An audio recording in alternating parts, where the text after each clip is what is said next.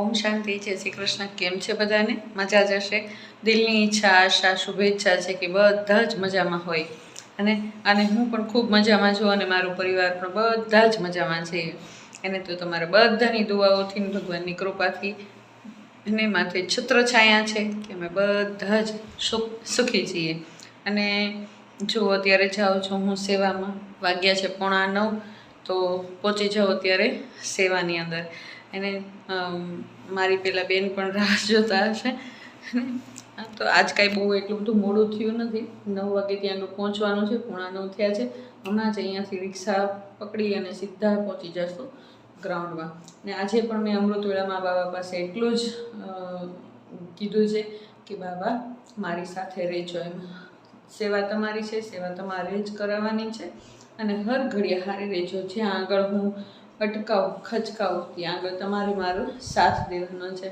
એને તો ચાલો, આ થોડું ગળું બેસી ગયું છે પણ કાંઈ વાંધો નથી. એને એકદમ બિલકુલ ફિટ છું અને સેવા સરસ મજાની બાબા આજે પણ કરાવવાના છે. ચાલો, ત્યાં આગળ મોકો મળશે ત્યારે હું તમારી સાથે મળીશ અને વાતો કરીશું. તો ચાલો બાબાને રજા લઈ લઈએ અને બાબાને સાથે પણ લઈ લઈએ. બાબા હંમેશા આપણી સાથે છે, તો જ આપણે આટલું મોટું કાર્ય કરી શકીએ. અને અમરેલી એના નૂતન ગ્રાઉન્ડની અંદર ખૂબ મોટો બધો મેળો લાગ્યો છે. સાંજ પડે ને એટલે કેટલું પબ્લિક, આ જાણે એવું જ લાગે કે આખું ગામ ખાલી થઈને જાણે મેળામાં જ આવી ગયું. ને એટલું બધું પબ્લિક. અને આપણી તો એટલી જ ઈચ્છા છે એને કે બધા જ લોકો ભગવાનનું જ્ઞાન પ્રાપ્ત કરે અને ઘર ઘર એને મેરા બાબા આ ગયા. જે બાબા કહે છે, આપણું લક્ષ્ય છે કે બધાના જ મોઢામાં બસ એક જ શબ્દ આવે કે બસ મેરા બાબા આ ગયા. અને એવો સમય આવી જાય અને બધાને જ જન જન સુધી જ્ઞાન પહોંચી જાય અને ઘરે ઘરે પરચમ લહેરાય ને બાબાની ધજા લહેરાય. બસ આપણી એટલી જ ઈચ્છા છે ને બાબાની ઈચ્છા એ જ આપણી ઈચ્છા છે. એને નિસ્વાર્થ ઈચ્છા હોય ને તો એ જરૂર સફળ થાય જ છે. અને બાબાએ તો કીધું છે સફળ થવાની જ છે. અને તો આપણે તો શું કરવાનું છે? ખાલી ને ખાલી આગળ વધવાનું, પુરુષાર્થ કરવાનો છે અને કામ આગળ વધારવાનું બાબાનું છે. તો ચાલો આપણો એક કદમ વધારી દઈએ, બાબા 1000 કદમ વધારીને સામે આવે જ છે. અને ચાલો, ઓમ શાંતિ. જય શ્રી કૃષ્ણ. ચાલો, અમે તો મેળામાં પહોંચ્યા સેવા માટે થઈને, તો શરૂઆત થઈ ગઈ. ચાલો, હવે સૌથી પહેલાં તો બાળકોની શરૂઆત થઈ ગઈ છે આવવાની. કારણ કે બાળકો પણ એક જાતનો પાયો જ છે ને, જીવનનો પાયો કહેવાય બાળકનું બાળપણે. તો સૌથી પહેલાં તો આધ્યાત્મિકતા જીવનમાં હોવી ખૂબ જરૂરી છે. ને ભણતરની સાથે ગણતર પણ હોવું જોઈએ અને આધ્યાત્મિકતા પણ હોવી ખૂબ જરૂરી છે. તો ચાલો, અત્યારે સૌથી પહેલાં દીદી ક્લાસ લઈ લેશે અને ત્યાર પછીના ક્લાસ બધા અમે લેશું. યોગાસન, યોગ અને યોગાસન બે એક કે અલગ અલગ? કોણ કોણ કે છે એક એક? યોગ અને યોગાસન બે એક કે અલગ અલગ? એક. હવે કોણ કોણ કે છે અલગ અલગ? હા, શું કામ અલગ અલગ? એ કયો અલગ અલગ વાળા શું કામ અલગ અલગ કયો? યોગ અને યોગાસન અલગ અલગ ને? શું કામ? યોગાસનમાં આપણે શું કરીએ? એક્સરસાઇઝ. યોગાસનમાં આપણે શું કરીએ છીએ? એક્સરસાઇઝ, હે ને? તાડાસન ને વૃક્ષાસન ને આવું બધું કરો છો ને, એને શું કહેવામાં આવે છે? યોગાસન. એ યોગાસન છે એ શારીરિક હેલ્થ માટે છે, આપણી હેલ્થ સારી રહે એટલા માટે. પણ યોગ એટલે કે મેડિટેશન. શું કહેવાય? મેડિટેશન. એ શરીરથી નહીં, શેનાથી કરવાનું હોય? મનથી કરવાનું હોય. તમે તમારા પપ્પાને યાદ કરો છો? મમ્મીને યાદ કરો છો? હા, તો શેનાથી કરો છો? મનથી કરો છો ને? અહીંયા બેઠા બેઠા ઘરને યાદ કરો છો? હા, મનથી કરો છો ને? તો અહીંયા મેડિટેશન એટલે મનથી ભગવાનને યાદ કરવા. તો આપણું મન ભગવાનમાં લાગે ત્યારે જ ભગવાન પાસેથી આપણને બધું મળે. તો અહીંયા જો 2 ઝાડ બતાવ્યા છે, દેખાય છે તમને? કયું ઝાડ તમને ગમે છે, લીલું કે સૂકું? તમારું જીવન રૂપી ઝાડ કેવું બનાવવું છે? લીલું. લીલું ઝાડ એટલે જીવનમાં સુખી હોય, શાંતિ હોય, યોગી જીવન હોય, નિર્વ્યસની એવું બનાવવું છે ને? અને ખુશખુશાલ રહેવું છે ને? યાદ શક્તિ કોને કોને વધારવી છે? ભણવામાં પહેલો નંબર કોને કોને લેવો છે? Very good. તો એને રોજ આવી રીતે મેડિટેશન કરવાનું. કરશો બધા? હા, રોજ સવારે ઉઠીને 10 મિનિટ ઓમ બોલવાનું. શું કરવાનું? ઓમ બોલવાનું. એનાથી મન એકદમ શાંત થઈ જશે. કહેવાય છે કે બાળકોને સાચવવા ખૂબ અઘરા છે, પરંતુ આ બધા જ બાળકો એટલા ડિસિપ્લિનથી રહેતા હતા ને, જો બધા જ સર લોકોએ બધા જ બાળકોના ફોટા પણ પાડ્યા. ચલો, ઓમ શાંતિ. અત્યારે સરસ મજાની સેવાઓ ચાલે છે. જો અત્યારે થોડીક વાર માટે રસ ઓછો થઈ ગયો છે, એટલા માટે મેં કીધું લાવશે જે અનુસી નાની એવી ક્લિપ ઉતારી. ખૂબ મજા આવે છે, સરસ મજાની સેવાઓ થાય છે બાબાની. બાબાના બાળકો બધા જ આવે છે અને બસ એવી જ ઈચ્છા છે કે બધા જ બાબાના બાળકો અહીંથી સરસ મજાનું જ્ઞાન લઈને જાય, બધા શિબિર કરે અને બધા જ બાબાના બાળકો વારીસ બાળકો બની જાય. ચાલો, આપણી બધાની એવી જ ઈચ્છા છે અને તમે બધા જ એવું જ ઈચ્છજો કે બધા જ સરસ મજાનું આ જ્ઞાનને જીવનમાં ધારણ કરે. ઓમ શાંતિ. જો અહીંયા આગળ સરસ મજાનો એક કોન્સેપ્ટ છે કે કળિયુગી દુનિયા કેવી હોય. નાના નાના બાળકો સ્કૂલના આવ્યા છે અત્યારે સમજવા માટે થઈને એમને સમજાવવામાં આવે છે કે અત્યારે બાળકોનું જીવન એને બાળપણ છે એક પાયો છે અને સિદ્ધાંતોનો. જો સારા સિદ્ધાંતો હશે ને સારી ટેવો હશે જીવનની અંદર તો સુખમય જીવન જીવી શકાશે. અત્યારે આ હળહળતા કળિયુગની અંદર બાળકોથી માંડીને મોટા સુધી એને ખૂબ જ અત્યારે ખરાબ આદતો પડી ગઈ છે અને ખરાબ આદતોથી આખા પરિવાર બરબાદ થઈ જાય છે અને ખૂબ ભ્રષ્ટાચાર, દુરાચાર અને દંગા ફસાદની અંદર પોતાનું જીવન બરબાદ થઈ જાય છે. તો નાના બાળકોને શીખવાડવામાં આવે છે કે કેવી રીતે સરસ મજાનું જીવન શીખી શકાય છે. આ કળિયુગની જે છાપ છે આપણા ઉપર ન પડે એને શું કરવું જોઈએ, કેવું જીવન જીવવું જોઈએ એ એમની અંદર શીખવાડવામાં આવે છે. જો કેવો હળહળતો કળિયુગ છે. 4 બીજ પાછી મળતી, બોલલા ચડી શબ્દ ખૂટેલો તીર. પુણ્યકર્મ વિઘ્નના સમયે મનુષ્યના સાચા મિત્ર બને છે. સરસ મજાના સ્લોગન લખ્યા છે અહીંયા આગળ. જો ભૂલ કરના પાપ હૈ લેકિન ઉસે छिपाना उससे भी बड़ा पाप है છે ને. અત્યારે વાગી ગયો છે 1:30, તો અત્યારે જમવાનો સમય થઈ ગયો માટે અત્યારે કોઈ પણ છે નહીં.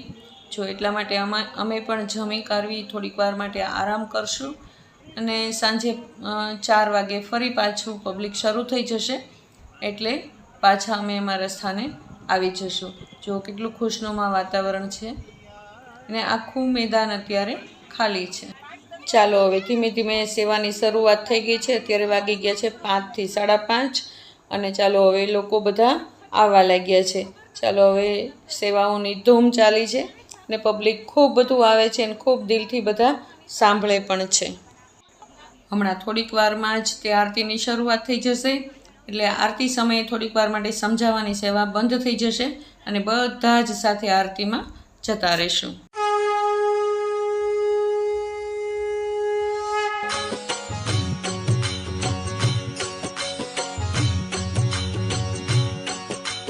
शिव प्रभुआन मिले मुझे, शिव प्रभुआन मिले, गुरुओं के वो सतगुरु, गुरुओं के वो सतगुरु मुझको आन मिले. शिव प्रभुआन मिले, शिव प्रभुआन मिले, मुझे शिव प्रभुआन मिले, गुरुओं के वो सतगुरु, गुरुओं के वो सतगुरु मुझको आन मिले. शिव प्रभुआन मिले.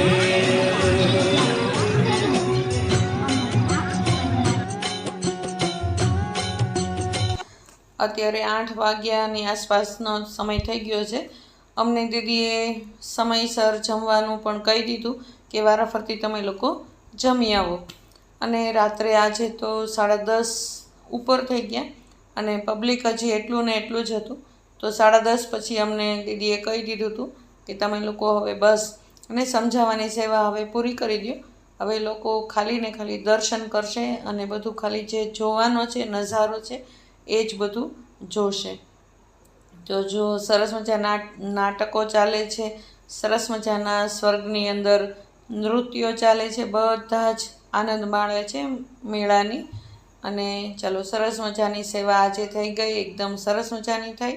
અને અત્યારે અમારી સેવા પૂરી થવાની તૈયારી છે. મને 10:30 વાગી ગયા છે.